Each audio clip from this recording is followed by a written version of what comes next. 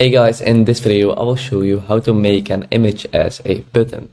So as you can see, this is the only content on my site right now, but I want to add an image. So I can do that by tapping on this plus button right here and then go to image. And as you can see right here, I can upload an image. So let's do that right now. And here I can change how I want the image to appear, something like this. And I can change style, so sepia, black and white, invert, etc., blur, maybe even invert. But I'm happy how the image looks, so I'm tapping on accept, like this. And what I need to do to make this a button, I can add a link right here. So let's, for example, add https://apple.com, tap on done. Publish the site, publish changes. Now it's loading. View site.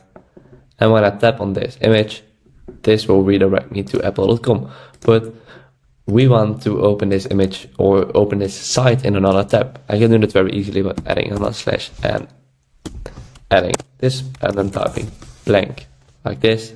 Then tap on done. I can publish this, publish changes. View site, and tap on this image, and this opens a new tab. As you can see, now I have my website open and the website of Apple. Very easy. Again, you can tap on this image, change the appearance of the image, make it, for example, round, add a border, drop shadow, margins. Very easy.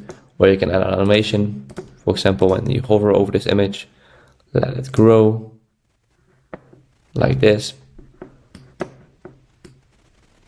Change the intensity and duration, maybe like this. Looks very good in my opinion. Again, publish, view site, and boom.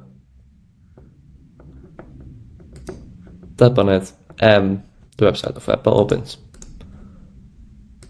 Very cool. So basically that's it. It's very easy. Build on a few seconds, and you can create very cool stuff with it.